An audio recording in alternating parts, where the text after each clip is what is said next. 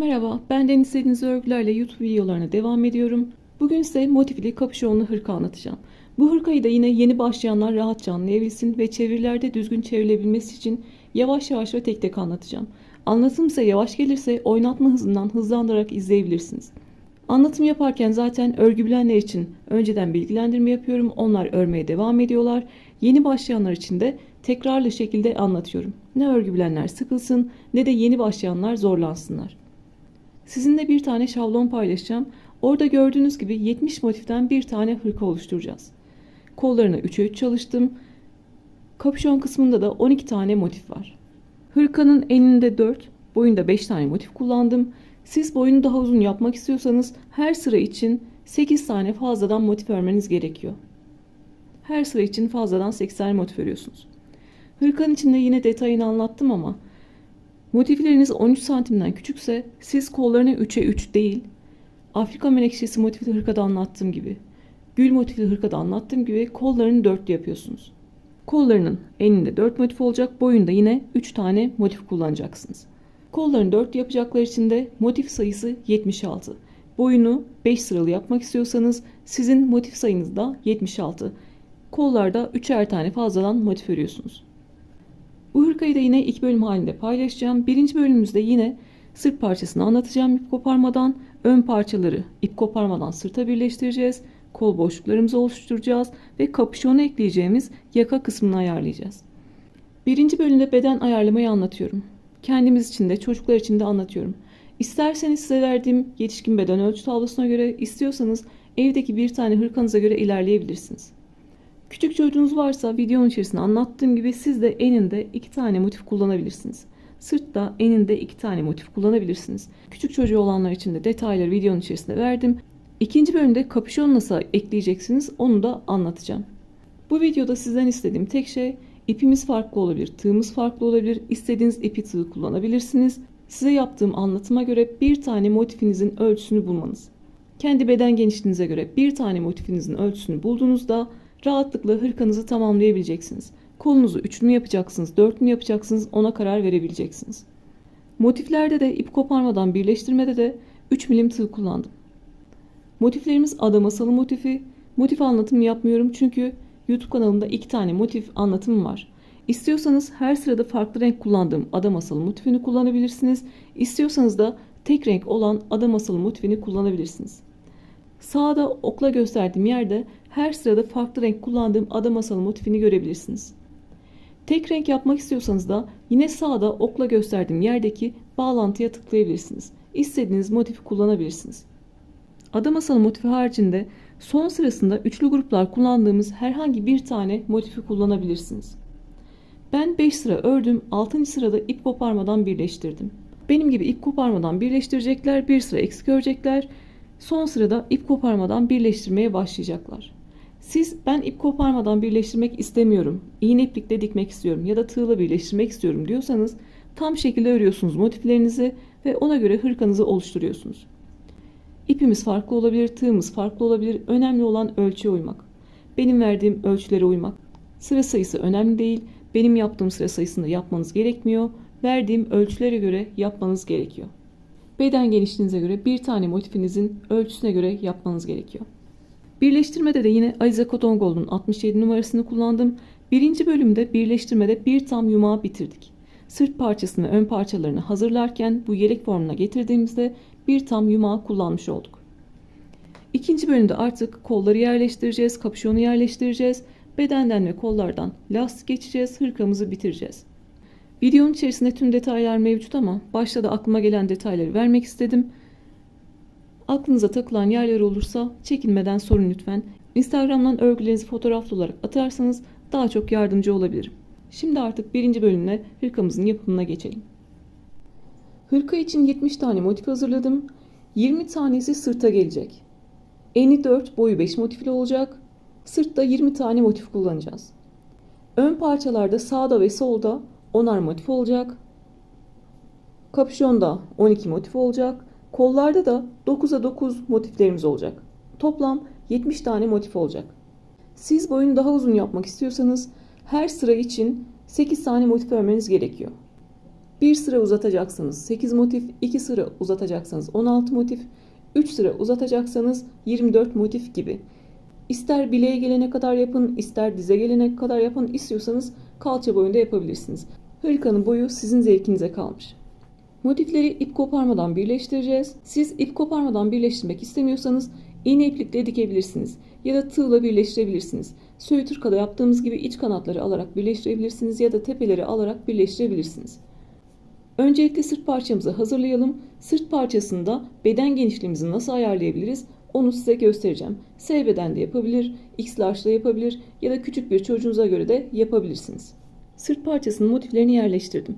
Eninde 4, boyunda 5 motif var. Toplam 20 tane motif var. İp koparmadan birleştirmeyi diğer örgülerde de göstermiştim. Çok kolay bir mantığı var. Özellikle yeni başlıyorsanız lütfen öğrenmeye çalışın. Ben bunu yapamam diye bırakmayın. Sonrasında çünkü bütün örgülerde kullanabileceksiniz. İp koparmadan elinizdeki yumak bitene kadar herhangi bir düğüm yapmadan, bir şey yapmadan baştan sona örgünüzü bitirebileceksiniz. Battaniye yapmak isteseniz ya da tek kişilik, çift kişilik yatak örtüsü yapmak isteseniz ip koparmadan birleştirebileceksiniz. Oldukça konforlu bir yöntem, birleştirme yöntemi. İp koparmadan birleştirme mantığı en başta 3 aşama. Sonrasında istediğiniz kadar örün, hep ikinci ve üçüncü aşama birbirini tekrar ediyor. Öncelikle yukarı doğru birleştireceğiz motifleri.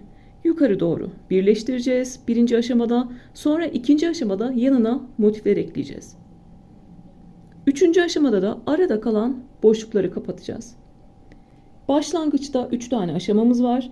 Üçüncü aşamayı yaptıktan sonra hep ikinci aşama, üçüncü aşama, ikinci aşama, üçüncü aşama hep kendisini tekrar edecek.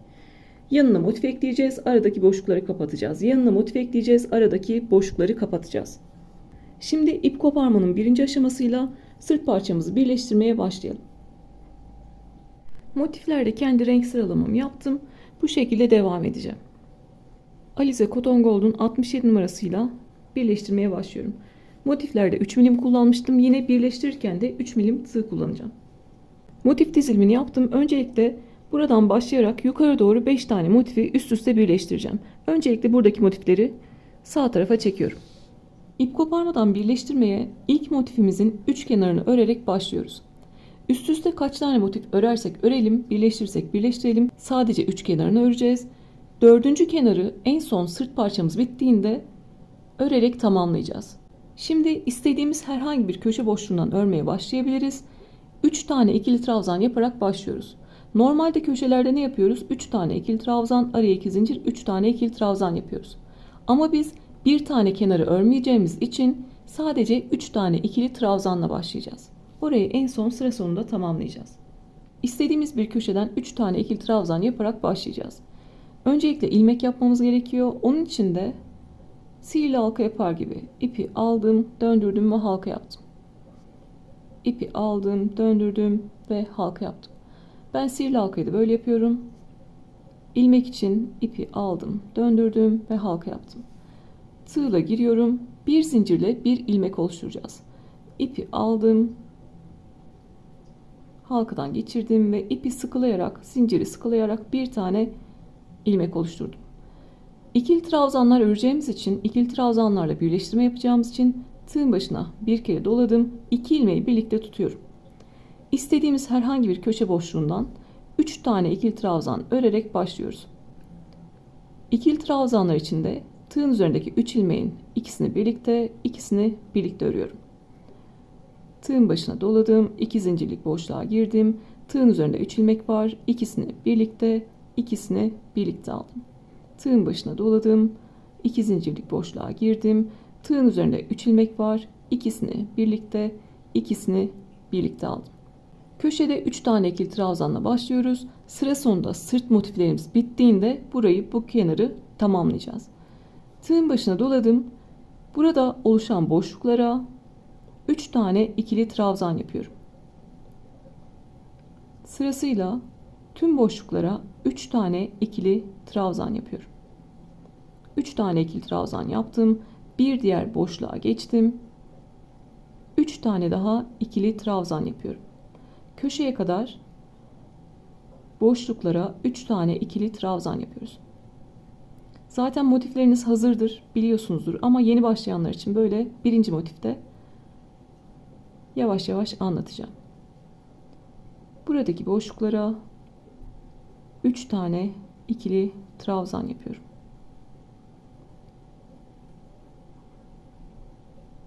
Ve son bir boşluğum kaldı köşeden önce. Oraya da 3 tane ikili trabzan yapıyorum. Bir alt sırada yaptığımız işlemi aslında burada tekrarlıyoruz.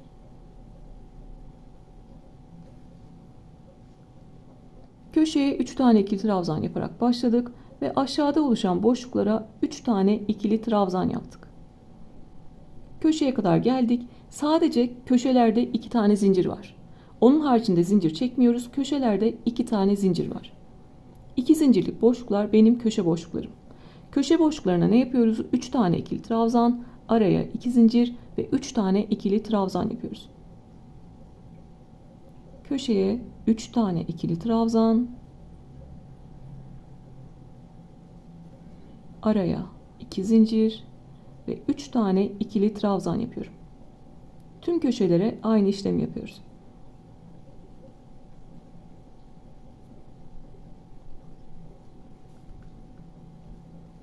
Yine köşeyi tamamladıktan sonra diğer kenarda boşluklara 3 tane ikili trabzan yapıyorum. Sırasıyla 3 tane ikili trabzan yapıyorum. 3 tane ikili trabzan yaptım. Bir sonraki boşluğa geçiyorum ve 3 tane ikili trabzan yapıyorum. Arada zincir yok. Bir alt motifte yaptığımız işlemi burada tekrarlıyoruz.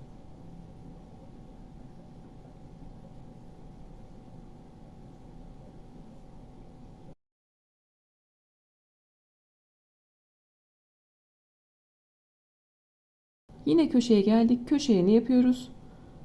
3 tane ikili trabzan,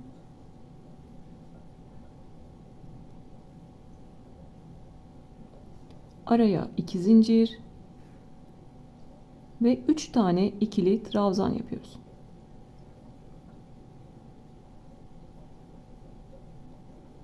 Mantığını şu şekilde tekrar göstermek istiyorum. Burada neden yarım yaptığımızı, yeni başlayanların kafası karışmasın. Köşelerde 3 tane ikili trabzan, arada 2 zincir ve 3 tane ikili trabzan var. 3 tane ikili trabzan bu kenara ait. 3 tane ikili trabzan da bu kenara ait. Ben bu kenarı örmeyeceğim için sadece 3 tane ikili trabzanla başladım. Sonra burayı sıra sonunda tamamlayacağız. 3 tane kenar örecektik. 1, 2 ve 3. Üçüncü kenarda da yine sıra sonunda 3 tane ikili trabzan yapıyorum. Tekrar 2 zincir ve 3 tane ikili trabzan yaparsam bu kenara geçmiş olurum. O yüzden sadece 3 tane ikili trabzan yapıp bırakıyorum.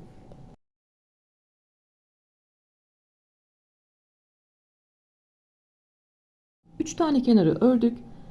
Motiflerde başta ve sonda 3 tane ikili trabzan yapıyoruz. Artık üst üste motif eklemeye başlayabiliriz. Birinci aşamamız neydi? Üst üste motif ekleme. Köşeye en son 3 tane ikili trabzan yapınca araya 2 zincir çekiyorum ve birleştireceğim diğer motifi alıyorum. Bir üst sıradaki motifi alıyorum. Motifleri düz yüzünden birleştiriyoruz. İstediğiniz herhangi bir köşeden birleştirmeye başlayabilirsiniz. Arada 2 zincir çektim. Tığın başına doladım. İstediğim bir köşeye giriyorum. Buradaki köşeye de yine 3 tane ikili trabzan yapıyorum.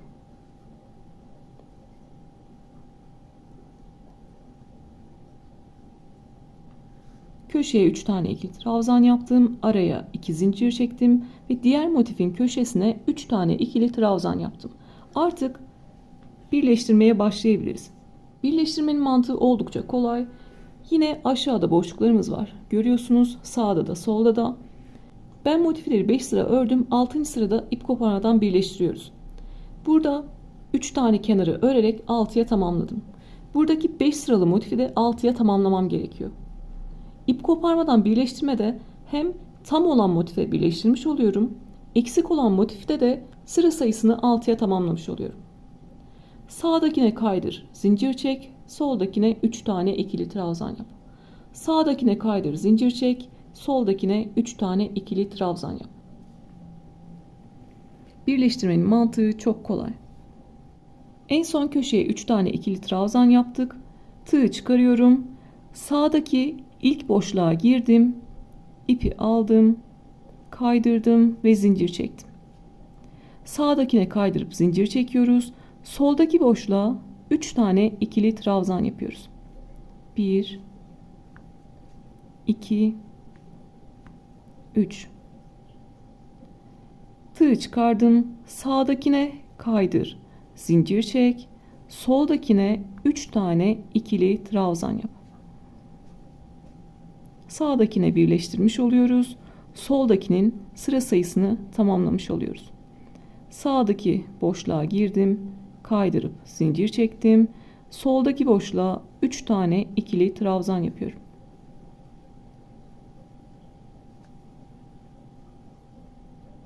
Sağdakine kaydır, zincir çek.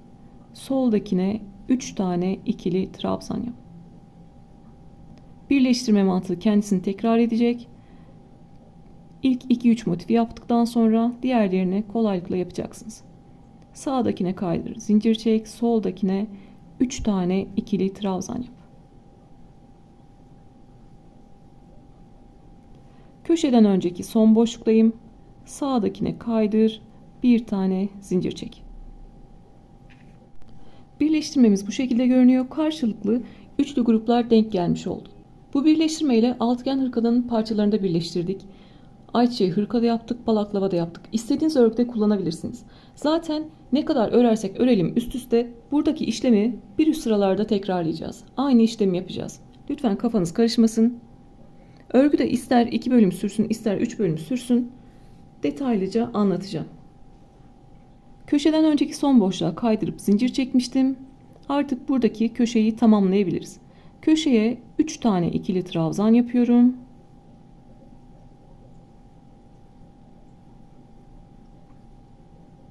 Arada bir zincir çektim. Buradaki köşeye kaydırıyorum. Bir zincir çektim. Köşeye girdim. İpi aldım ve kaydırdım. Tekrar bir zincir çektim. Tığın başına doladım. Köşeye ne yapıyoruz? 3 tane ikili trabzan, araya 2 zincir ve 3 tane ikili trabzan yapıyoruz. Köşemizi tamamlayacağız.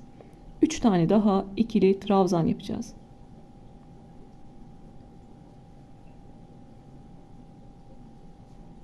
Bu şekilde köşeyi de yapmış olduk. Arada çektiğimiz bir zincirlerde bizim 2 zincirlik köşe boşluğumuzu vermiş oldu.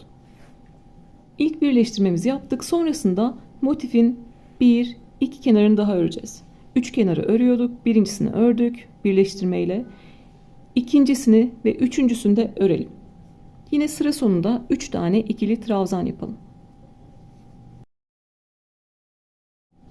Birinci motifin 3 kenarını ördük. Üzerine motif ekledik ve 2 kenarı birleştirdik. Sonra ikinci motifte de 3 kenarı örüyoruz. 1, 2 ve 3. Yine sıra sonunda köşeye 3 tane ikili trabzan yaptım ve arada 2 zincir çektim. Yine buradaki yapacağımız işlemi tekrarlıyoruz. Artık işlem hep kendisini tekrar edecek. 3 tane ikili trabzan yaptım. Araya 2 zincir çektim. Tığın başına doluyorum. Bir sonraki motifte istediğim bir köşe boşluğundan başlayabilirim. Düz yüzünden istediğim bir köşe boşluğuna girdim. 3 tane ikili trabzan yapıyorum.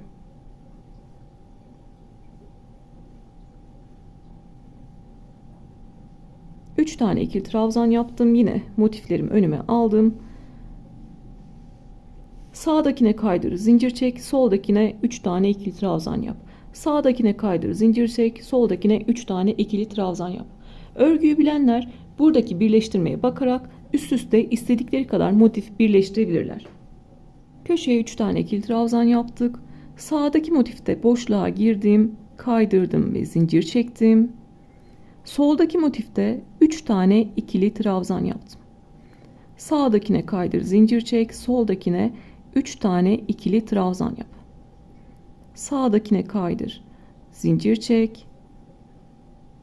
Soldakine 3 tane ikili trabzan yap.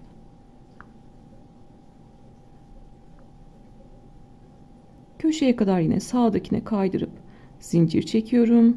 Soldaki boşluğa girip 3 tane ikili trabzan yapıyorum.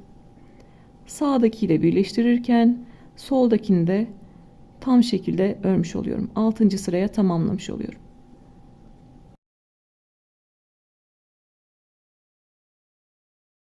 Köşeden önceki son boşluğa girdim, kaydırdım ve zincir çektim.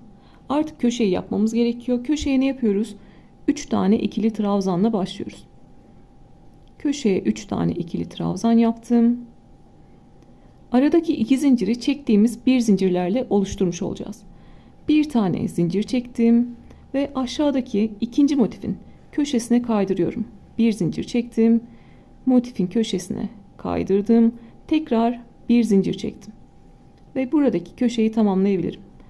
3 tane ikili trabzan yapıyorum.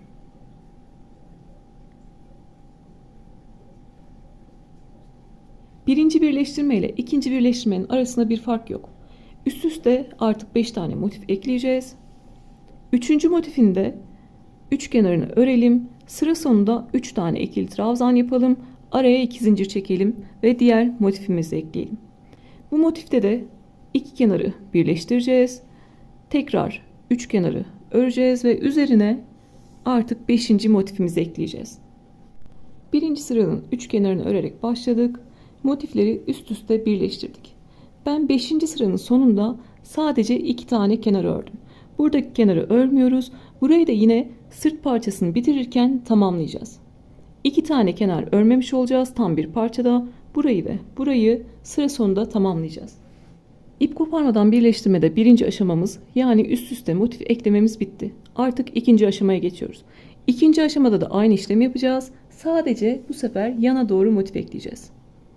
Yanlarına motif ekleyeceğiz bu şekilde.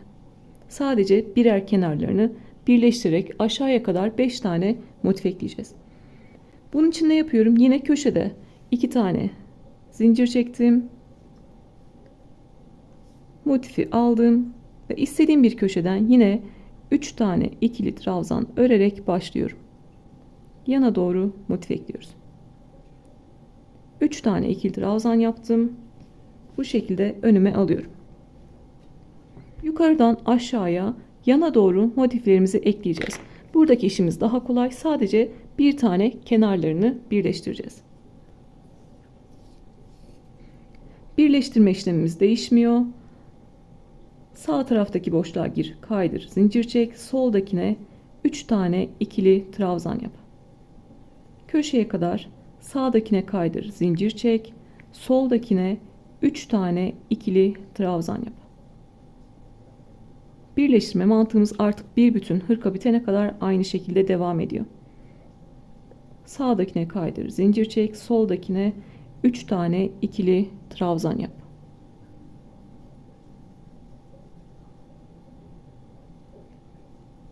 Motifin köşesine kadar devam edelim. Aşağıda köşeye kadar devam ettim. Köşeye en son 3 tane ikili trabzan yaptım ve arada bir zincir çekiyorum. Kaydırma yapacağımız yer buradaki köşelerin birleşim yeri. Buradaki köşelerin birleşim yerine kaydırıp bir tane zincir çekeceğiz. Köşelerin birleşim yerine geldim. Tam ortasına girdim. İpi aldım ve kaydırdım. Tekrar bir zincir çekiyorum. Burada işimiz daha kolay demiştim. Sadece bir tane kenar birleştirdik. Artık diğer motife geçebiliriz. Bir sonraki motifi alıyorum. Yine köşeye 3 tane ikili trabzan yapıyorum. Köşeye 3 tane ikili trabzan yapıyorum. Sağdakine kaydır, zincir çek. Soldakine 3 tane ikili trabzan yap. Sağdakine kaydır, zincir çek. Soldakine 3 tane ikili trabzan yap. Bu sırada kavranana kadar 2-3 tane göstereceğim aynı şeyi. Sonra sıra sonuna kadar devam edeceğiz. Yine köşeye kadar sağdakine kaydırıp zincir çekelim. Soldakine 3 tane ikili trabzan yapalım. Burada da sıra sonuna kadar geldim. Köşeye 3 tane ikili trabzan yaptım. Buradaki işlemimizi tekrarlayacağız. Sıra sonunda köşeye 3 tane ikili trabzan yapıyoruz. Araya bir zincir çekip buradaki köşelerin birleşim yerine kaydırıyoruz. Tekrar bir zincir çekip diğer motifte örmeye devam ediyoruz. Burada da aynı işlemi yapacağız. Motifte bir kenarı ördüm. Sıra sonunda 3 tane ikili trabzan yaptım. Arada bir zincir çekiyorum. Sonra iki köşenin birleşim yerine geldim. İki köşenin birleşim yerine ne sağdaki boşluğa giriyorum ne soldaki boşluğa giriyorum. Köşelerin birleşim yerinin ortasına battım. İpi aldım ve kaydırdım. Sonra tekrar bir zincir çektim. Diğer motifi birleştirmeye başlayabilirim. Bir zincir çektikten sonra köşeye 3 tane ikili trabzan yapıyorum. Sonra yine sağdakine kaydır, zincir çek, soldakine 3 tane ikili trabzan yap. Sağdaki boşluğa gir, kaydır, zincir çek, soldakine 3 tane ikili trabzan yap. Yine bir tane daha köşeyi göstermek istiyorum size. Sıra sonuna kadar gelelim. Bir tane daha birleştirmeyi beraber yapalım. Buradan başlamıştık. İkinci motifi birleştirdik ve üçüncü motifteyiz. Sıra sonunda ne yapıyoruz? Köşeye 3 tane ikili trabzan yaptık. Araya bir zincir çektik. İki köşenin birleşim yerine girdik. İpi aldık ve kaydırdık. Tekrar bir zincir çektim ve diğer motifi birleştirmeye başlayabilirim. Aynı şekilde köşeye 3 tane ikili trabzan yapacağım. Sağa kaydır, zincir çek, sola 3 tane ikili trabzan yap. Bu şekilde 4. ve 5. motifi de yana doğru birleştirelim. Bir kenarlarını birleştiriyoruz sadece. Sonra artık 5. motiften sonra 3. aşamaya, aradaki boşlukları kapatmaya geçiyoruz. Sonrasında artık birleştirme kendisini tekrar edecek. Sırasıyla 1, 2, 3, 4, 5 tane motifi yana doğru ekledik. Artık sıra sonundayım. Köşeye 3 tane ikili trabzan yaptım. Araya bir zincir çektim. Buradaki köşeye 2 zincirlik boşluğa kaydırıyorum. Tekrar bir zincir çekip köşemi tamamlıyorum. Artık yana doğru motif ekleme işimiz bitmiş oldu.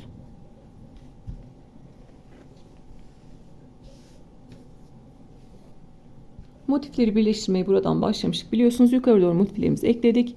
Sonra yukarıdan aşağıya doğru motiflerimizi ekledik. Artık 3. aşamadayız. 3. aşamada ne yapacağız? Aradaki boşlukları kapatacağız. Onun için de 1, 2, 3 tane kenarı örüyorum. Buradaki kenarı ördüm. Buradaki iki kenarı tam şekilde örüyoruz. 3 tane ikili trabzan, araya 2 zincir ve 3 tane ikili trabzan. Buradaki 3. kenarda da sıra sonuna kadar geliyoruz. Köşeye 3 tane ikili trabzan yapıp bırakıyoruz. Artık boşluğu kapatma işlemine geçiyoruz. Şimdi 3 kenarı örelim ve sıra sonuna kadar gelelim. 3. aşamada boşluk doldurmaya 3 kenarı örerek başladık. 3 tane kenarı ördük ve sıra sonuna kadar geldik. Sıra sonunda köşeye 3 tane ikili trabzan yapıyorum. Sıra sonunda 3 tane ikili trabzan yaptık köşeye ve bir tane zincir çektik. Burada kaydırma yapacağım yer birleştirme yerinin ortası. Ne köşelerdeki boşluklar ne de bu aradaki boşluklar. Birleştirme yaptığımız, kaydırma yaptığımız yere tekrar batıyorum. İpi aldım ve kaydırdım. Arada bir zincir çektim ve köşeye 3 tane ikili trabzan yapıyorum. Köşeye 3 tane ikili trabzan yaparak köşeyi de tamamlamış oluyorum. Şimdi ise tekrar göstereceğim. Burada en son 3 tane ikili trabzan yaptık. Araya bir zincir çektik ve köşelerin birleşim yerine kaydırdık. Tekrar bir zincir çekip buradaki köşeye 3 tane ikili trabzan yaptık. Artık yapacağımız işlem yine sağdakine kaydır, zincir çek, soldakine 3 tane ikili trabzan yap. Bu şekilde aradaki boşluğu da kapatmış oluyoruz. Sağdakine kaydır, zincir çek, soldakine 3 tane ikili trabzan yap. Sağdakine kaydır, zincir çek, soldakine 3 tane ikili trabzan yap. Köşeye kadar gelelim. Yine anlaşılana kadar 1-2 tane daha birleştirme yerini beraber geçeceğiz. Bu bizim son aşamamız. Artık sonrasında birleştirme kendisini tekrar edecek. En son köşeye 3 tane ikili trabzan yaptım. Yine aynı birleştirmemizi yapacağız. Bir zincir çekeceğiz. Buradaki köşe boşluğuna kaydıracağız. Tekrar bir zincir çekeceğiz ve köşeye 3 tane ikili trabzan yapacağız. Baştan sona birleştirmemiz kendisini tekrar ediyor. Köşeyi kaydırdım, zincir çektim ve buradaki boşluğa 3 tane ikili trabzan yapıyorum. Yine buradaki yaptığımız işlemi üst sıralarda da tekrar edeceğiz. Yukarı kadar gelelim. Burada en son 3 tane ikili trabzan yapalım. Arada bir zincir çekeceğiz. Birleşim yerine kaydıracağız. Tekrar bir zincir çekip köşeye 3 tane ikili trabzan yapacağız. Ve karşılıklı birleştirmemizi yapacağız. Örgüyü bilenler bu şekilde sıra sonuna kadar ilerleyebilirler. Buradaki işleme bakarak üst sırada aynısını tekrarlayabilirler. Örgüyü bilenler aynı şeyleri tekrar izlemesin diye onların geçecekleri yerleri söylüyorum, anlatıyorum. Yeni başlayanlara böyle 2-3 tane daha yer göstereceğim, birleştirme yeri göstereceğim. Merak etmeyin. Ne onlar beklesinler, sıkılsınlar, ne de yeni başlayanlar zorlansınlar.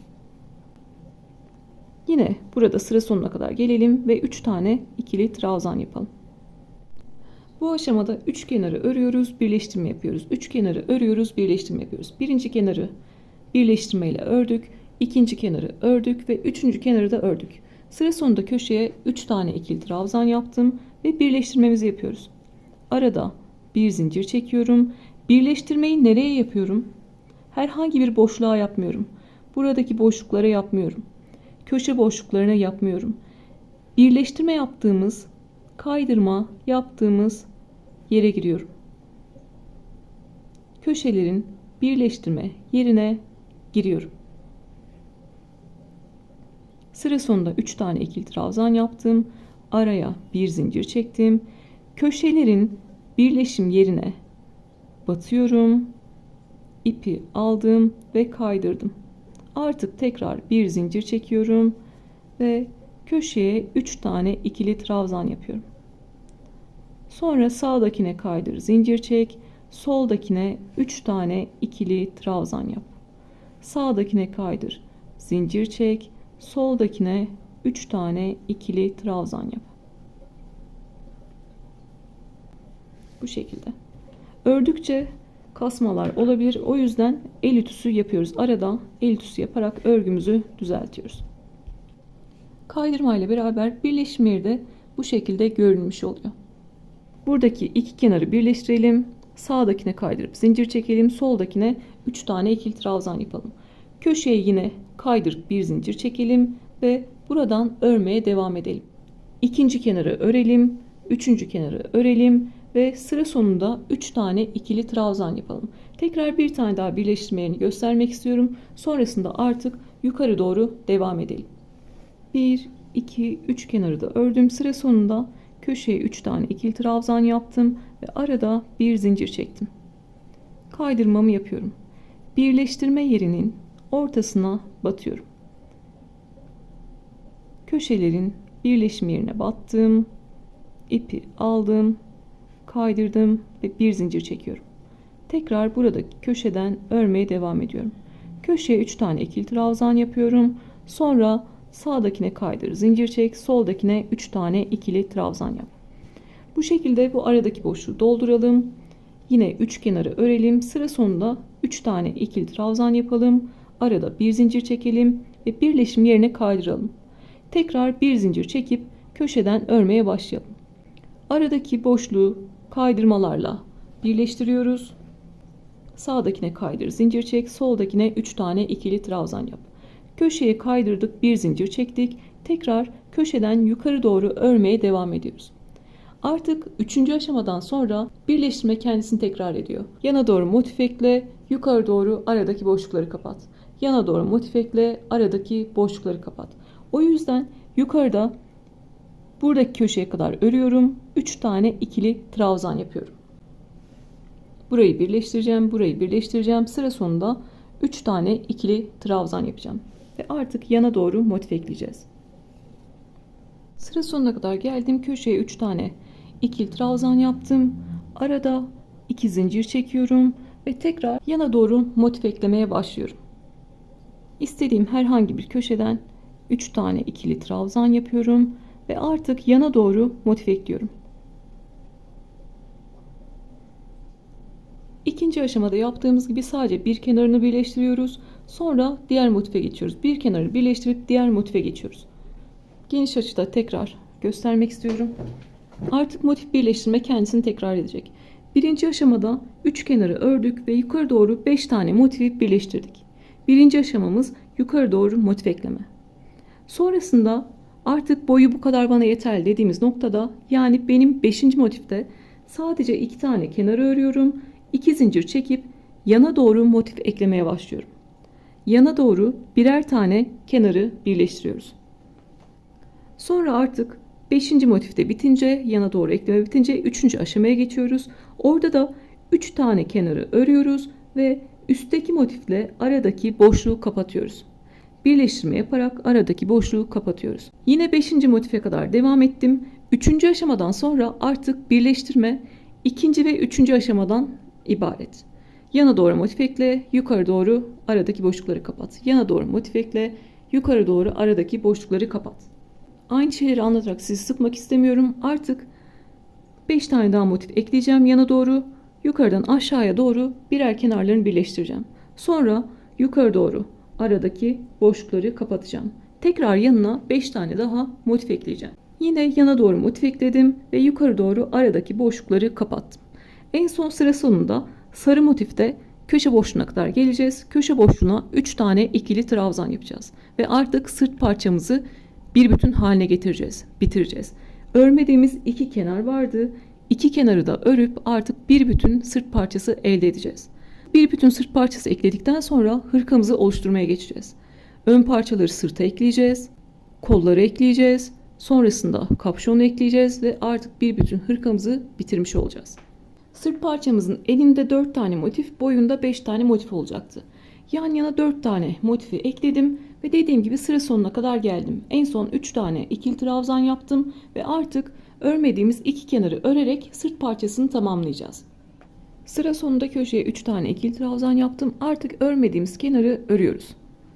Tüm motifleri 6 sıraya tamamlıyoruz. Arada 2 zincir çektim. Köşeye ne yapıyoruz? 3 tane ikili trabzan, araya 2 zincir ve 3 tane ikili trabzan yapıyoruz. Köşeye 3 tane daha ikili trabzan yaparak tamamlıyorum. Köşeyi tamamladıktan sonra boşluklara yine 3 tane ikili trabzan yapıyorum. Bir alt sırada oluşan boşluğa 3 tane ikili trabzan yaparak devam ediyorum.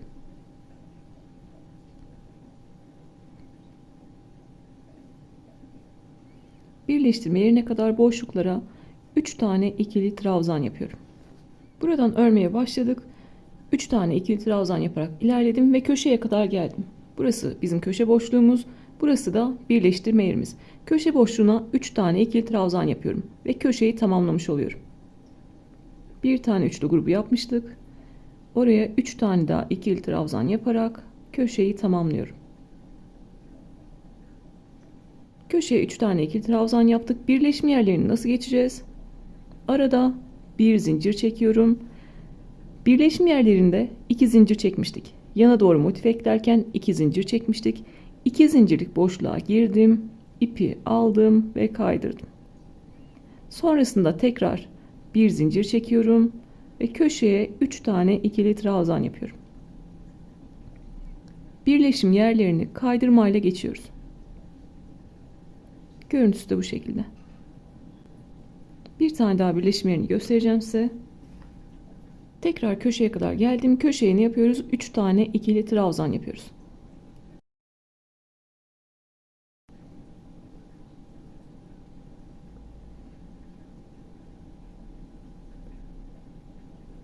Köşeye 3 tane ikili trabzan yaptım. Birleştirme yerini nasıl geçiyorum?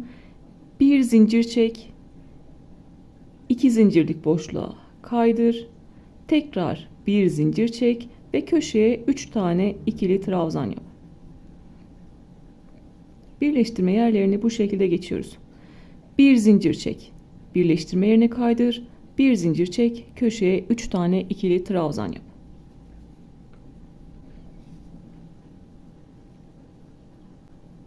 Birleştirmeleri kolay ama tekrar belki yeni başlayanlar zorlanır diye bir tane daha göstermek istiyorum. Geriye dönüp nerede kaldığımızı bulmak zor olabiliyor. O yüzden geriye sarmadan bir tane daha size göstermek istiyorum. Köşeye kadar geliyoruz. Köşeye 3 tane ikili trabzan yapıyoruz. Köşeye 3 tane ikili trabzan yaptım. Birleştirme yerini nasıl geçiyoruz?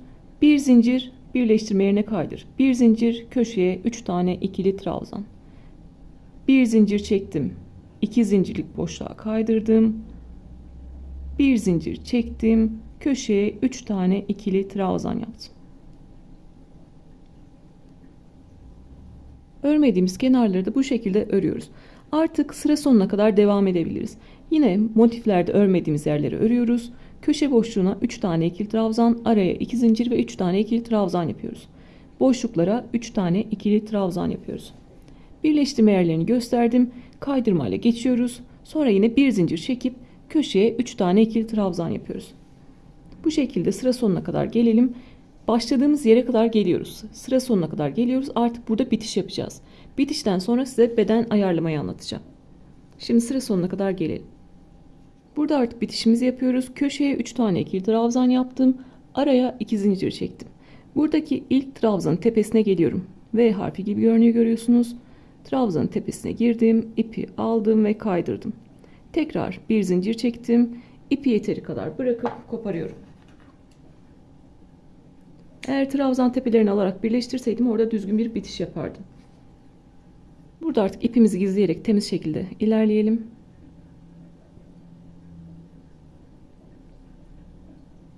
Gizlerken de bir tane zincirle buraya sabitliyorum. Sonrasında uygun yerlerden geçirerek, dışarıdan görünmeyecek yerlerden geçirerek ipimi gizliyorum. Burada da ilmekten kalan ip var. Köşenin bir de ters tarafından geçirerek gizliyorum. Tüm ipleri almıyorum gizlerken, bir tane ip bırakıyorum ki ipi çektiğimde geriye gelmesin. Şöyle net görünüyor mu? Bir tane ipi bıraktım. İpleri aldım ve geriye çekiyorum. Ben buradan ne kadar çekersem çekeyim artık ipim geriye gelmeyecek, sökülmeyecek.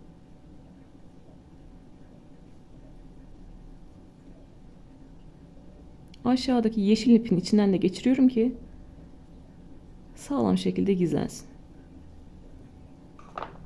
Sonra dışarıda kalan ipi kesebilirim artık. Motifleri örerken de ipleri düzgün şekilde gizliyoruz ki böyle güzel şekilde, sağlam şekilde görünsün. Önü arkası güzel görünsün. Sırt parçasında beden ayarlamayı anlatabilirim. Çünkü bizim sırt parçamız beden genişliğimizi oluşturuyor. Yan yana 4 tane motif bizim beden genişliğimizi oluşturuyor. Ben M bedenim, hırkayı sergileyeceğim manken de M beden. O yüzden hem kendi üzerimde hem onun üzerinde gösterebilmek için yine M beden bir hırka hazırlıyorum. Genelde 52-53 santimlik hırkalar yaptığımda, yelekler yaptığımda bana güzel oluyor, tam oluyor. Bir tane motifimin ölçüsünü nasıl buluyorum? 52/4, 13. Bir tane motifimin 13 santim olması gerekiyor. 5. sırada motifim 12 santimdi. 6. sırada ip koparmadan birleştirdiğimde artık motiflerim 13 santim olmuş oldu. 6. sırada 13 santime ulaşmış oldum. 13 çarpı 4 52 santim. Size bir tane yetişkin beden ölçü tablosu vereceğim. Orada mesela 50-56 santim arası, M beden 56-61 arası, large beden gibi o şekilde aralıkları görebilirsiniz. Beden aralıklarını görebilirsiniz. Orada diyelim ki sizin bedeniniz 56 santim. O zaman ne yapıyorum? 56'yı 4'e bölüyorum. Bir tane motifimin 14 santim olması gerekiyor. O zaman ben ne yaparım? Motifimi bir sıra daha büyütürüm. 13 santim yaparım. 7. sırada ip koparmadan birleştiririm. İlla benim yaptığım gibi 5. sırada örmeyi bitirip 6. sırada birleştirmek zorunda değilsiniz. Sizin bir tane motifinizin kaç santim olması gerekiyorsa motifinizi o kadar büyütüyorsunuz. Yani 56 santim yapacaklar. 13 santimlik motif hazırlıyorlar. Bir üst sırada artık ip koparmadan birleştiriyorlar. Siz de 6 sıra örer, 7. sırada ip koparmadan birleştirmeye başlarsınız. Büyük bedenden de örnek vermek istiyorum. Mesela beden genişliğiniz 67 santim diyelim. 67-68 santim diyelim. Ne yapıyorum? 67'yi 4'e bölüyorum. Yaklaşık 17 santimlik motiflerimin olması gerekiyor. O zaman ben ne yapacağım? Elimdeki motifi 16 santim olana kadar öreceğim. Bir üst sırada birleştirmeye başlayacağım. Yani siz de 8 sıra örer, 9. sırada birleştirmeye başlarsınız. Ya da daha büyük bedensinizdir. 9 sıra örer, 10. sırada birleştirmeye başlarsınız. Burada sıra sayısı önemli değil. Önemli olan ölçü. Siz S bedensiniz diyelim. O zaman da 46'yı 4'e bölüyorsunuz. Bir tane motifinizin 11,5 santim olması gerekiyor. Siz de o zaman 4 sıra örer, 5. sırada birleştirmeye başlarsınız. Motiflerinizin büyüklüğünü, sıra sayısını çoğaltarak yapabilirsiniz. 6. sıra, 7. sıra, 8. sıra, 9. sıra ne kadar gerekiyorsa o kadar örersiniz. Buradaki işimizin kolaylığı, ne kadar büyütürsek büyütelim hep 5. sırayı tekrar edeceğiz. 6. sırayı örmek istiyorsak yine köşeye 3 tane ikili trabzan, araya 2 zincir, 3 tane ikili trabzan yapıyoruz. Ve aradaki boşluklara 3 tane ikili trabzan yapıyoruz. 7. sırada aynı işlemi yapıyoruz. 8, 9, 10 ne kadar örerseniz örün aynı işlemi yapıyoruz. Ama motifinizi küçültmek istiyorsunuz diyelim. Ben burada 3 milimle ördüm. Siz 2 ile örersiniz, 2,25 ile örersiniz, 2,5 ile örersiniz. Tığ numaranızı küçülterek de motifinizi küçültebilirsiniz. Buradaki motifin modelini bozmak istemiyorsanız, daha az sıra sayısında yapmak istemiyorsanız o zaman ne yaparsınız? Tığ numaranızı küçültürsünüz. Benim başka modellerde sadece 3 sıra örüp, böyle yuvarlak şekilde örüp 4. sırada birleştirdiğim örgüler de var. İstediğiniz şekilde yapabilirsiniz. Ama bir tane arkadaş mesela bana mesaj attı. Dedi ki ben motifin kendi genelini kullanmak istiyorum.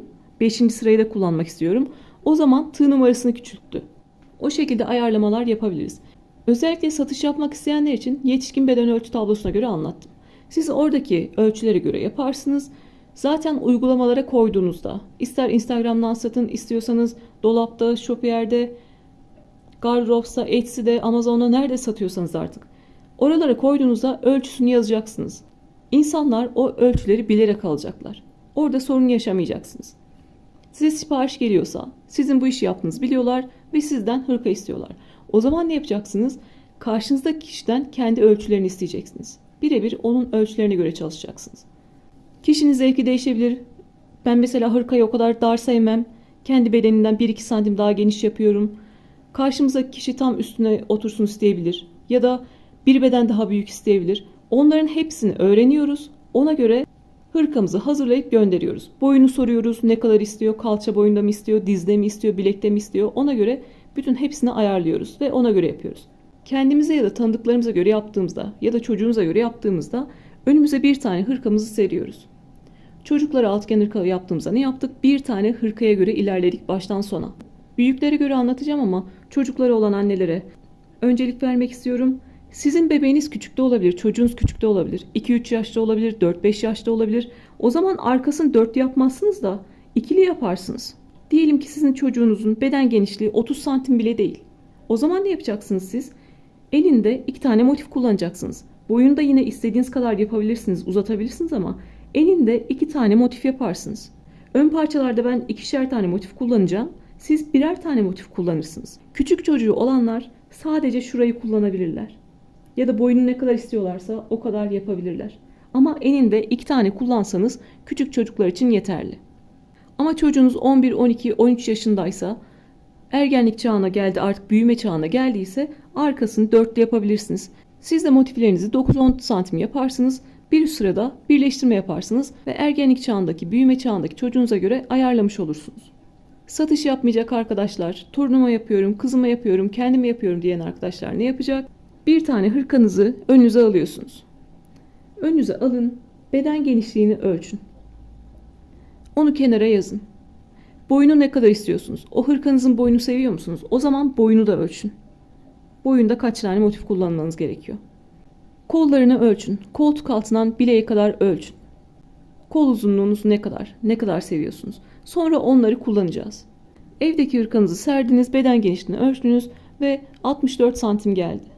Bir tane motifin ölçüsü nasıl buluyoruz? 64'ü 4'e böldük. Bir tane motifimin 16 santim olması gerekiyor. Birleştirdiğim halde 16 santim olması gerekiyor. O zaman ben motiflerimi 15 santim örerim. bir üst sırada birleştirmeye başlarım. Sizin elinizin sıkılığına, gevşekliğine göre, tığ numaranıza göre, ipe göre değişecektir. Siz de o zaman 7. sırada örmeyi bırakır, 8. sırada ip koparmadan birleştirirsiniz. Ya da 8. sırada örmeyi bırakır, motifi 9. sırada ip koparmadan birleştirirsiniz. Sadece sizden bir tane motifinizin ölçüsünü bulmanızı istiyorum. Beden genişliğinizi bulun, onu 4'e bölün. Beden genişliğinizi 4'e bölün. 13 santim mi çıktı? O zaman motiflerinizi 12 santim örün. Bir üst sırada birleştirmeye başlayın. Burada yapacağınız işlem bir tane motifinizin ölçüsünü bulmak. Şimdi ben kendi hırkamda ne yaptım? Bir tane motifimin 13 santim olması gerekiyordu. 52/4 13 santim. Ben motiflerimi 12 santim hazırladım. 5 sırada, 6. sırada ip koparmadan birleştirdim. Motiflerim 13 santime ulaşmış oldu. Sırt parçasını artık yaptık. Ben kendi beden genişliğimi hazırladım. Artık hırkayı oluşturmaya başlıyorum. Bu aşamadan sonra beden büyütme ile ilgili bir şey yapamayız. Artık hırkayı birleştirmeye başlıyoruz. Onun için de ne yapıyorum? Sırt parçamı döndürdüm. Artık bunun üzerine ön parçaları birleştirebilirim. Önce kameraya göre sol taraftan birleştirmeye başlayalım. Sonra sağ tarafta birleştirmemizi yapacağız. Ön parçalarda da eninde 2, boyunda 5 motif var. Eninde 2, boyunda 5 motif var. Toplam ön parçada 20 tane motif kullandım. Şimdi artık bu tarafın ön parçasını hazırlamaya başlayalım. Çocukların sırt parçasını bu şekilde düşünebilirsiniz. Eninde 2, boyunda 3 motif. Ya da boyunda da 2 motif kullanabilirsiniz. Hırkanın boyu zevke kalmış. İstiyorsanız daha uzun da yapabilirsiniz. Küçüklerde de ön parçalarda eninde birer tane motif kullanıyorsunuz. Eninde bir motif, boyunda 3 motif. Eninde bir motif, boyunda 3 motif. Bunu bir tane şablon olarak düşünebilirsiniz. Sizin bebeğinizin beden genişliği 26-27 santimse aynı buradaki gibi yapabilirsiniz. Sırt parçasında eninde 2 kullanıyorsunuz. Boyunda istediğiniz kadar yapabilirsiniz. Ön parçalarda eninde bir tane kullanıyorsunuz. Yine boyunu istediğiniz kadar yapabilirsiniz. Artık sol taraftaki ön parçayı hazırlayıp sırta birleştireceğiz. Sol tarafta ne yapıyorum? Bu sefer eninde 2, boyunda 5 motifli parçamı hazırlıyorum. Yine üç kenardan örmeye başlayacağım. Üst üste 5 tane motif ekleyeceğim. Yanına bir sıra motif ekliyorum. Ve yukarı doğru birleştiriyorum.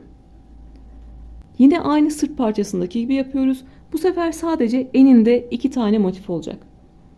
Başlangıcı tekrar göstereceğim. Siz de sırt parçasındaki birleştirmeyi hatırlamış olacaksınız. Onun üzerine eninde 2, boyunda 5 motifli sol parçamızı hazırlamış olacağız. Kamerada sol parça, üzerimize giydiğimizde sağımıza gelecek parçayı hazırlıyoruz.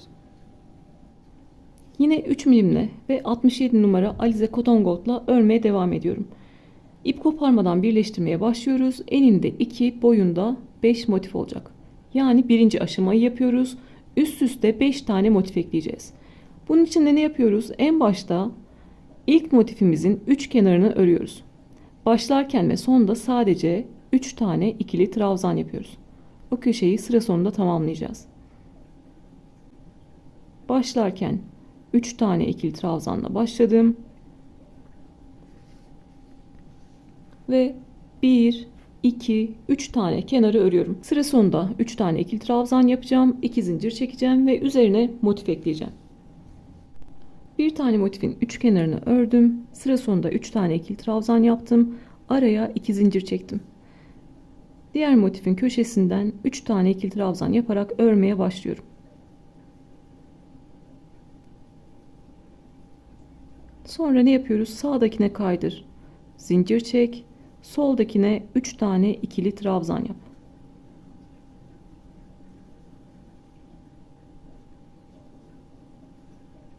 Köşeyi de bir kere göstereceğim. Artık onun üzerine diğer motiflerimizi ekleyeceğiz.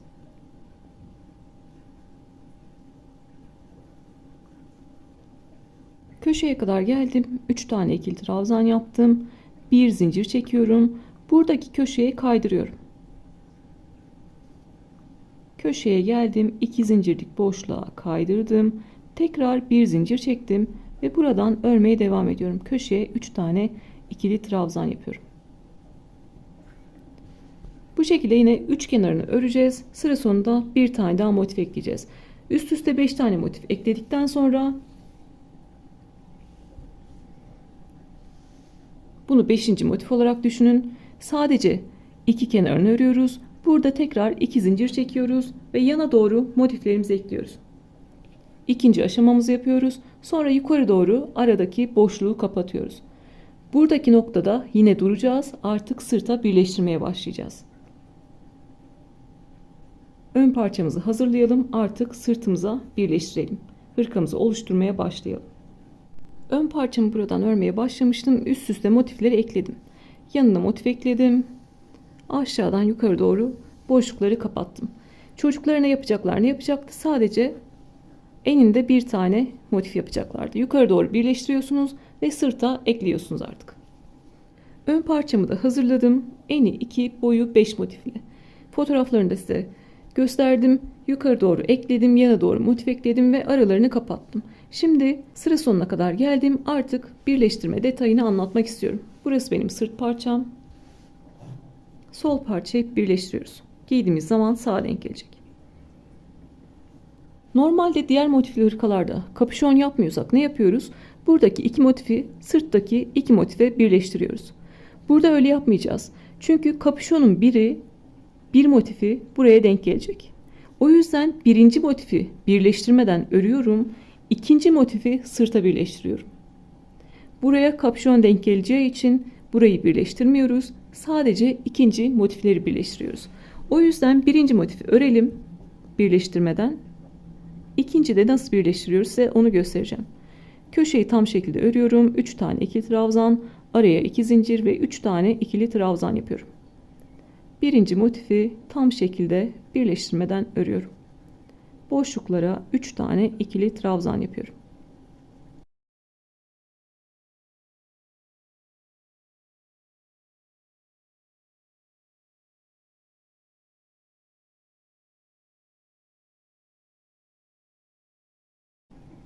Köşeye 3 tane ikili trabzan yapıyorum.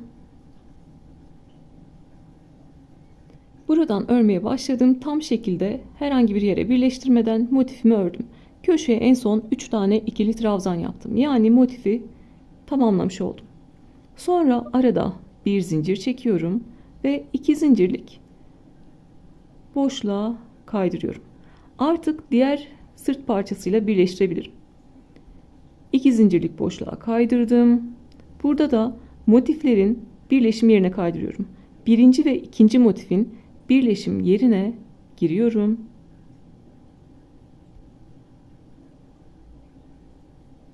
İpi aldım ve kaydırdım. Tekrar bir zincir çektim ve köşeye 3 tane ikili trabzan yapıyorum. Şöyle göstermek istiyorum. Birinci motifi köşeye kadar ördük. Köşeye en son 3 tane ikili trabzan yaptık. Araya bir zincir çektik. 2 zincirlik birleştirme yerine boşluğa kaydırdık. Sonra artık sırt parçasıyla öndeki parçayı birleştirmeye başlıyoruz. İkinci motifte artık birleştirmemizi yapıyoruz. Sonra ne yaptım? Sırtta birinci ve ikinci köşenin birleşim yerine kaydırdım. Bir zincir çektim ve köşeye 3 tane ikili trabzan yaptım. 2 zincirlik boşluğa kaydırdıktan sonra sırtta köşelerin birleşim yerine kaydırıyoruz. Tekrar bir zincir çekip köşeye 3 tane ikili trabzan yapıyoruz. Artık motiflerimi birleştirebilirim. Birleştirme mantığımız neydi? Sağdakine kaydır, zincir çek, soldakine 3 tane ikili trabzan yap.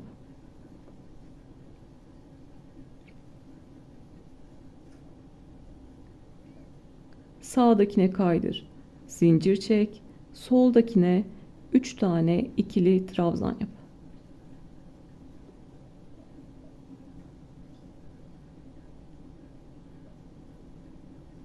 Köşeye kadar gelelim.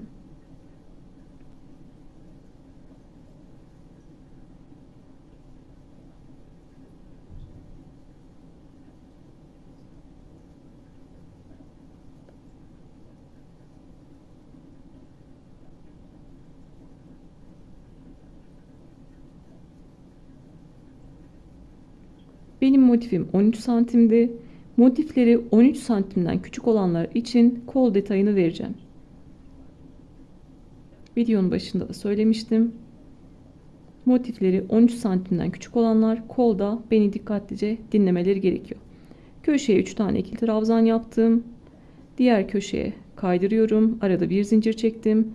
Diğer köşeye kaydırdım. Tekrar bir zincir çektim ve köşeye 3 tane ikili trabzan yapıyorum.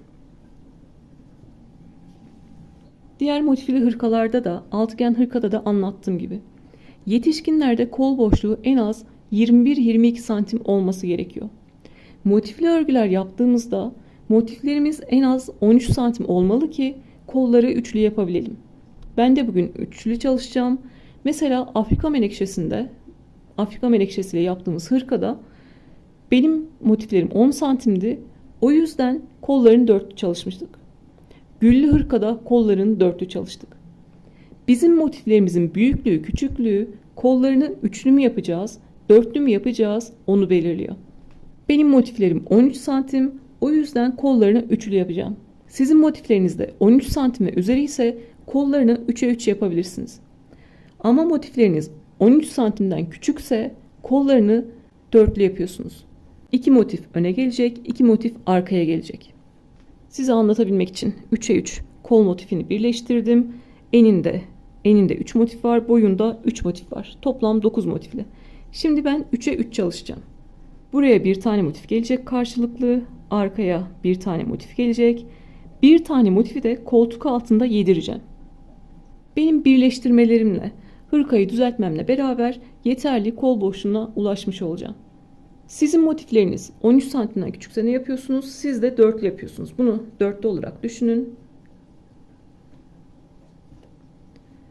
Buraya karşılıklı ön tarafta 2 tane motif gelecek. Arka tarafta 2 tane motif gelecek. Sizin mesela motifleriniz 11 santimse 11 daha 22. Yeterli kol boşluğuna ulaşmış olacaksınız. Zaten bedeniniz küçüldükçe buradaki kol boşluğu da ona göre ayarlanacaktır. Siz S bedene göre yapıyorsanız yine kollarını dörtlü yaparsınız. S bedene göre kolunuz denk gelmiş olur. Ama daha büyük bedenseniz o zaman 13 santim ve üzeri yapıyorsunuz motifleri. Motifleriniz 11-12 santim geldiyse o zaman siz de kollarını dörtlü yaparsınız. Kasma yapmaması için kollarını dörtlü yaparsınız. Tek fark fazladan kollarda 3'er tane motif hazırlıyorsunuz. Ben 3'e 3 9 tane hazırladım. Siz 3'e 4 12 tane motif hazırlıyorsunuz. Bir kolda 12, diğer kolda 12 tane motif hazırlıyorsunuz. Burada kol boşluğunu oluşturduktan sonra size daha detaylı anlatabileceğim. Daha çok mantığını kavrayabileceğiz. Tek bilmemiz gereken şey 13 santim ve üzeri ise kollarını 3'e 3 yapıyoruz. 13 santimden küçükse kollarını 3'e 4 yapıyoruz. 2 motif öne gelecek, 2 motif arkaya gelecek. Şimdi ben 3 tane motif kullanacağım. Bir tane motifi de koltuk altına yedireceğim. Yani ben burada 1,5 tane motifi örmeden geçiyorum. Kol boşluğunu bırakmak için 1,5 tane motifi örmeden geçiyorum. Siz dörtlü yaptıysanız 2 tane motifi birleştirmeden örüyorsunuz. Kol boşluğu oluşturmuş oluyoruz. Düz şekilde, normal şekilde boşluklara 3 tane ikili trabzan yaparak devam edelim. Köşeye 3 tane ikili trabzan yaptım. Araya bir zincir çektim. 2 zincirlik boşluğa kaydırdım. Tekrar bir zincir çektim ve köşeye 3 tane ikili trabzan yapıyorum. Buradaki ikinci motifin sadece yarısına kadar öreceğim.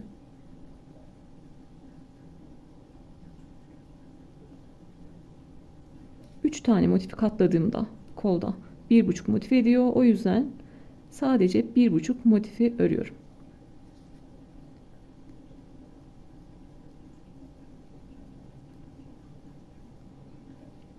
Ön parçada bir motifi tam, ikincisini yarım şeklinde ördüm. Artık sırta birleştirmeye başlayabilirim. Birleştirirken ne yapıyoruz? Burada köşeden sonra kaç tane grup örmüşüm? Burası köşemiz. Köşeden sonra 1, 2, 3 tane grup örmüşüm. Sırtta da köşeden sonra 1, 2, 3 tane grubu geçiyorum. Sonra tığla giriyorum. Eşit şekilde ilerlemek için iki tarafta da o kadar grup örmemiz gerekiyor. İpi aldım, kaydırdım ve zincir çektim. Sol tarafta 3 tane ikili trabzan yapıyorum. Sağ tarafta kaydırıp zincir çekiyorum. Kaydırdım, zincir çektim. Sol tarafta 3 tane ikili trabzan yapıyorum. Zaten yanlış saydıysak sıra sonunda birleştirme yerlerimiz denk gelmeyecektir.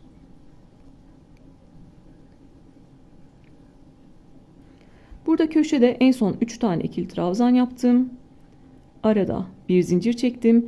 Buradaki 2 zincirlik boşluğa giriyorum ve kaydırıyorum. Sonra sırtta köşelerin birleşim yerine kaydırıyorum. Tekrar bir zincir çektim ve köşeden 3 tane ikili trabzan yaparak örmeye devam ediyorum. Kol boşluğumuzu da şu şekilde göstermek istiyorum. İkinci motifte köşeden sonra 1, 2, 3 tane grubu ördük. Sırtta da 1, 2, 3 tane grubu atladık ve birleştirmeye başladık. Eşit şekilde ilerledik ki burada köşeler denk geldi.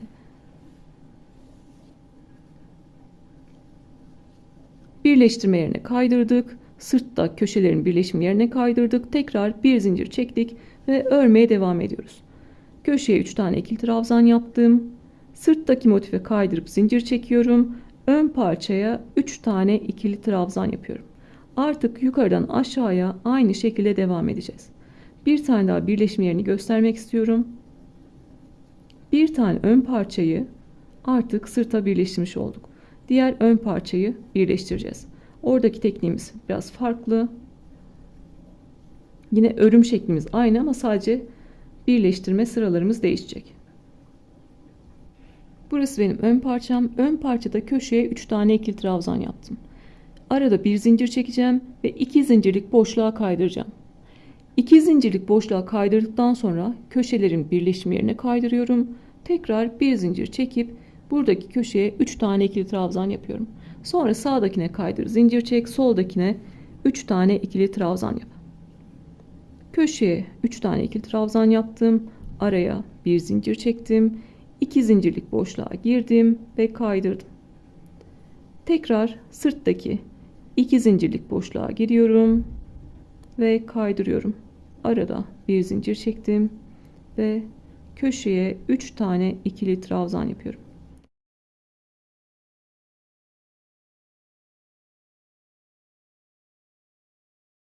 Artık yine sağdakine kaydırıp zincir çekiyoruz. Soldakine 3 tane ikili trabzan yapıyoruz.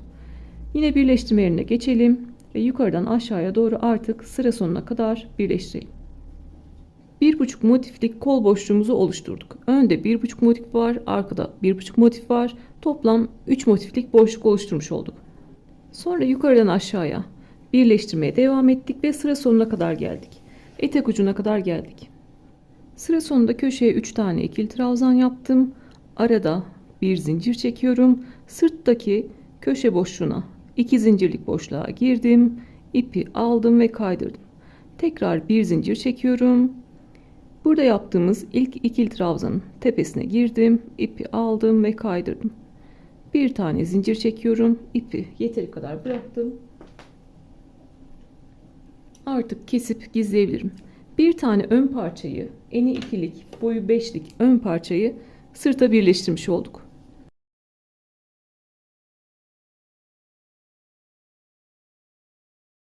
Önde 1,5 motif, arkada 1,5 motif olarak 3 motiflik kol boşluğumuzu da bıraktık.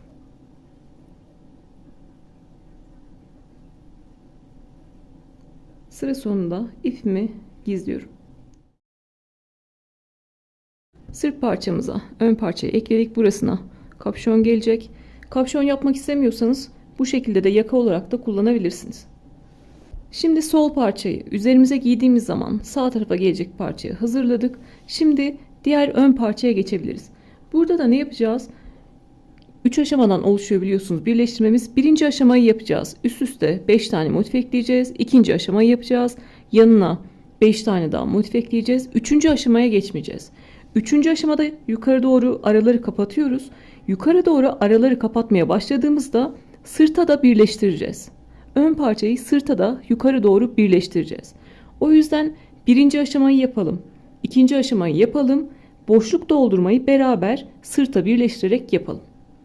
Sırt parçasını beraber ip koparmadan birleştirdik. Sonra ön parçayı hazırladık. Eni 2, boyu 5 motifli. Kapüşon gelecek yere sırta birleştirmedik bir tane motifi. İkinci motifi sırta birleştirdik. Sonra 1,5 motiflik kol boşluğu oluşturduk. Çünkü benim motiflerim 3'e 3. Kollarında dörtlü yapacak olanlar ikişer tane motifi örmüyorlar. Önde ve arkada ikişer tane motifi birleştirmeden örüyorlar. Sonra koltuk altından itibaren eteğe kadar örüyorsunuz. Ben 1,5 tane motifi ördüm ve koltuk altından itibaren eteğe kadar ördüm. Bir tane ön parçayı yerleştirmiş olduk. Şimdi ikinci ön parçaya geçtik. Üçüncü aşamayı birleştirirken, sırta birleştirirken öreceğiz. Yukarı doğru 5 tane motif ekledim ve yana doğru 5 tane motif ekledim. Şimdi artık beraber yukarı doğru birleştirmeye başlayacağız. Yine 3 tane kenarı öreceğiz. Birinci kenarı birleştirmeden örüyoruz. Etek kenarını birleştirmeden örüyoruz. Sonra ikinci kenarı sırta birleştireceğiz. Birinci kenarı örerek başlayalım. Herhangi bir yere birleştirmiyoruz. Birinci kenarı köşeye kadar örüyoruz. Bu şekilde bir tane kenarı birleştirmeden ördüm. Şimdi artık ikinci kenardayız. Köşeye 3 tane ikili trabzan yaptım. Araya bir zincir çekiyorum. Sırttaki köşeye girdim. İpi aldım ve kaydırdım. Tekrar bir zincir çektim ve köşeye 3 tane ikili trabzan yapıyorum. Hem sağdaki ile sırttaki motifle birleştirmiş oluyorum, hem de soldaki motifi 6. sıraya tamamlamış oluyorum. Birleştirme mantığımız aynı şekilde devam ediyor. Sağdakine kaydır, zincir çek, soldakine 3 tane ikili trabzan yap. Bu kenarı birleştirerek örüyoruz.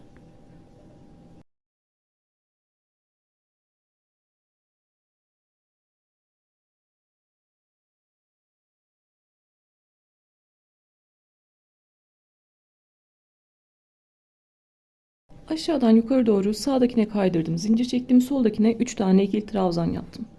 Köşeye kadar geldim. Köşeye en son 3 tane ikili trabzan yapıyorum. 3 tane ikili trabzan yaptım. Bir zincir çektim. Buradaki iki köşenin birleşimi yerine kaydırıyorum. Sırta birleştireceğiz. O yüzden iki köşenin birleşim yerine kaydırıyorum. Ne buradaki boşluğa ne buradaki boşluğa. İki zincirlik boşluklara değil. Aradaki iki köşenin birleşim yerine battım.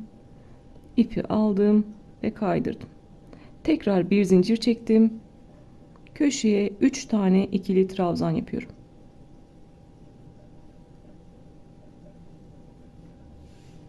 Yeni başlayanlar kendilerini kontrol etsin diye tekrar söylemek istiyorum. İkinci aşamayı bitirdik. Yana motifleri ekledik. Sonra üçüncü aşamada sırt parçasını birleştirmeye başlıyoruz. Burası bizim sırt parçamız. Burası bizim ön parçamız.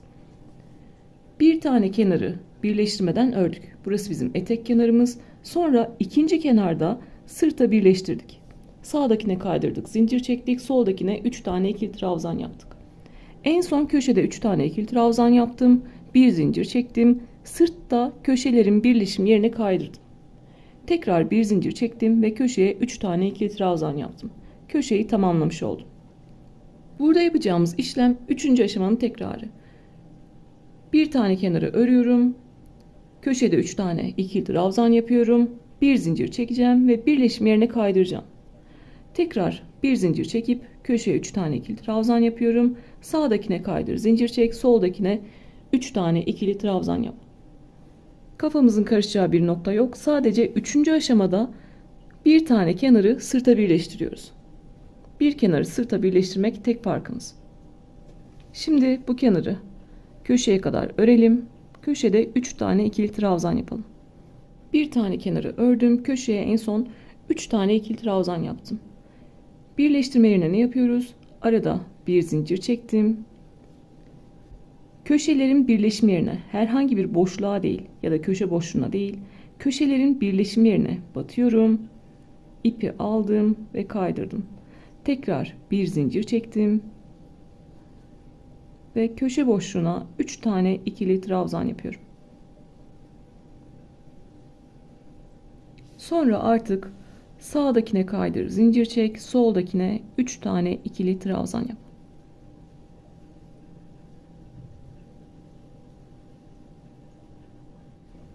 Köşeye kadar geldim. Köşeye 3 tane ikili trabzan yapıyorum. Köşeye 3 tane ikili trabzan yaptım. Tekrar bir zincir çekiyorum. Burada da yine köşelerin birleşim yerine kaydırıyorum. Herhangi bir boşluğa kaydırmıyoruz. Köşelerin birleşim yerine tam ortasına batıp kaydırıyoruz.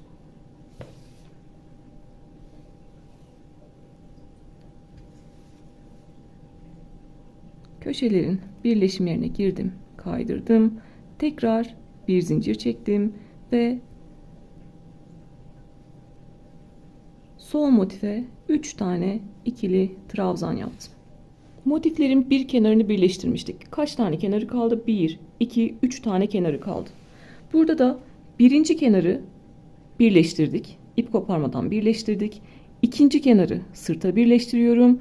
Üçüncü kenarı yine buraya kadar öreceğim. Sonra karşılıklı birleştireceğim. Sağdakine kaydır, zincir çek. Soldakine 3 tane ikili trabzan yap.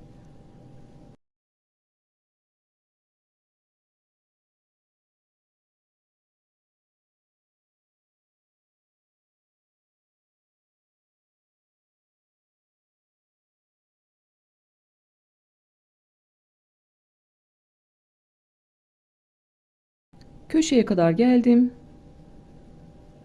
3 tane ikili trabzan yaptım.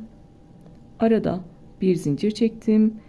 İki köşenin birleşim yerine batıyorum ve kaydırıyorum.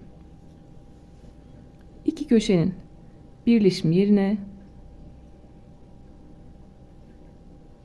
kaydırdım ve bir zincir çektim. Köşeye tekrar 3 tane ikili trabzan yapıyorum.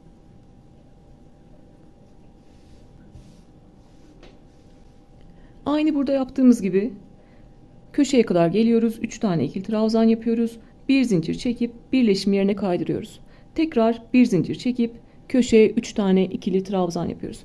Sonra sağdakine kaydır, zincir çek, soldakine 3 tane ikili trabzan yap. Yine buraya kadar gelelim. Burada size bir tane daha birleştirme yerini göstermek istiyorum. Yeni başlayanlar için buradaki motifte tam şekilde öreceğiz. Sonra biliyorsunuz 1,5 motiflik kol boşluğu oluşturmamız lazım. Sonrasında artık yarım motifi nasıl yapacağız size onu göstereceğim.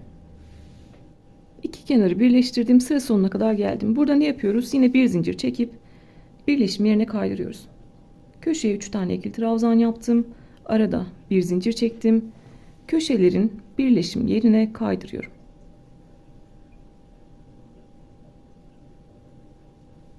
Arada bir zincir çektim ve tekrar köşeye 3 tane ikili trabzan yapıyorum.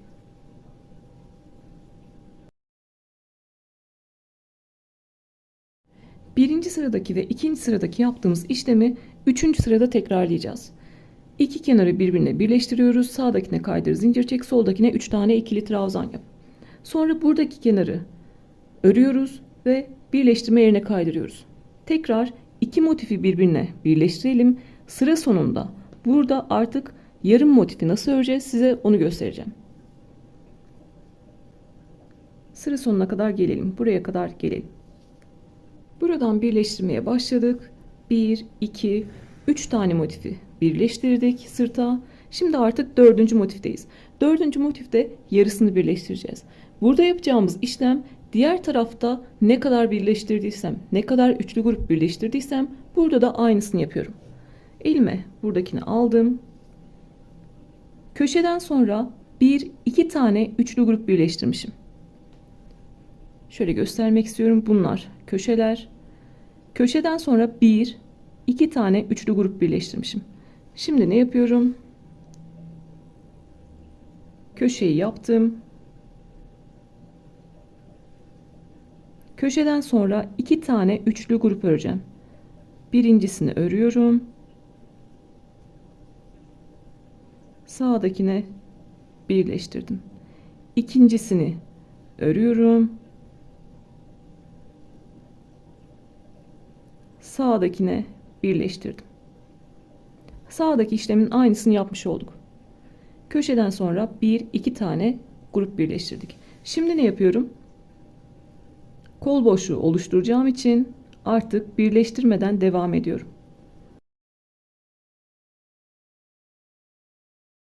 Motifin yarısını birleştirdik. Yarısını da birleştirmeden örüyorum. Kolda 3 tane motifimiz olacak. Bir tane motifin yarısını öne, yarısını arkasına yedirerek birleştireceğiz. O yüzden yarım motifi bu şekilde sırta birleştirmiyorum. Yine aradaki boşluğu kapatacağım. Buradaki kenarı öreceğim. Birleştirme yerine kaydıracağım. Tekrar iki kenarı birbirine birleştireceğim. Tekrar burada artık sırta birleştirme yapmıyorum. Normal şekilde birleştirmeden örüyorum. Köşeye kadar gelelim. Köşeleri birleştirelim. Yine yukarı doğru örelim. Sırta birleştirmeden örelim. Bu şekilde 1,5 motifi sırta birleştirmeden ördüm. Artık yine diğer tarafta yaptığımız işlemi yapacağız. Bir tane motifi sırta birleştireceğim. Diğer motifi normal şekilde öreceğim. Çünkü buraya kapüşon kısmı gelecek. Artık sırta birleştirebilirim.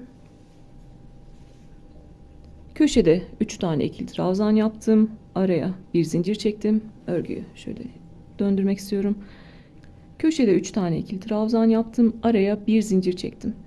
Sırttaki köşeye 2 zincirlik boşluğa geldim, kaydırdım ve tekrar bir zincir çektim. Buradaki köşeye 3 tane ikili trabzan yaparak köşeyi tamamlıyorum. Sonra sağdakine kaydır, zincir çek, soldakine 3 tane ikili trabzan yap. Sadece karşılıklı birer motif birleştiriyoruz. Diğer tarafta yaptığımız işlemi yapıyoruz.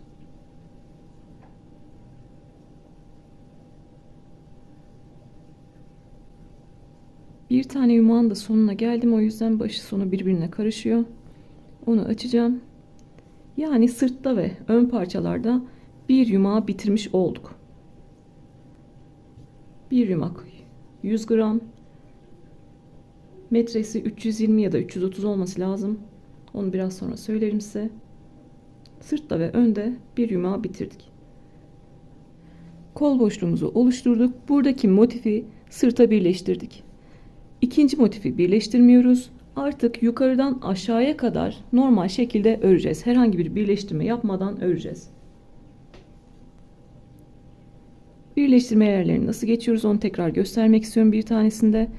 Birleştirme yerinde burada. Köşede 3 tane ikili trabzan yaptım. Araya bir zincir çektim. 2 zincirlik boşluğa giriyorum. Kaydırdım. Burada sırttaki iki köşenin birleşim yerine girdim. Son birleştirmemi yapıyorum. Kaydırmayla son birleştirmemi yaptım artık. Tekrar bir zincir çektim ve köşeye 3 tane ikili trabzan yapıyorum. Artık yukarıdan aşağıya kadar herhangi bir birleştirme yapmadan örüyorum. Boşluklara 3 tane ikili trabzan yapıyorum. Köşeye 3 tane ikili trabzan, araya 2 zincir 3 tane ikili trabzan yapacağım ve bir tane daha buradaki iki motifin birleşimlerini beraber geçelim ve artık sıra sonuna kadar örelim. İki motifin birleşim yerine geldim. Köşede 3 tane ikili trabzan yaptım. Birleşim yerine ne yapıyoruz? Bir zincir çek, kaydır. Bir zincir çek, 3 tane ikili trabzan yap. Bir zincir çek, kaydır. Bir zincir çek, 3 tane ikili trabzan yap. Artık sıra sonuna kadar gelelim. Sıra sonuna kadar örerek geldim. En son etek ucunda köşeye 3 tane ikili trabzan yaptım. Araya 2 zincir çekiyorum. Birinci ikili trabzanın tepesine V gibi görünüyor. Girdim, ipi aldım ve kaydırdım. Tekrar bir zincir çekip ipimi koparıyorum. Artık ipimi gizlediğimde elimde yelek formunda bir örgü olacak. Bir zincir çekip ipi koparmıştım. Buradaki zinciri tekrar sıkılıyorum. Ben gizlerken zincir çekmezsem ne olur? Buradaki zincir gevşer ve benim ip koparmadan birleştirmiştik. Baştan sona ön parçam sökülür. O yüzden tekrar birleştirirken de bir tane zincirle sabitliyorum. Arkadan herhangi bir ipe girdim. Bir zincirle sabitliyorum. Sonrasında artık istediğim yerden geçirerek gizleyebilirim. Örgüm yıkasam da giysem de sökülmeyecektir.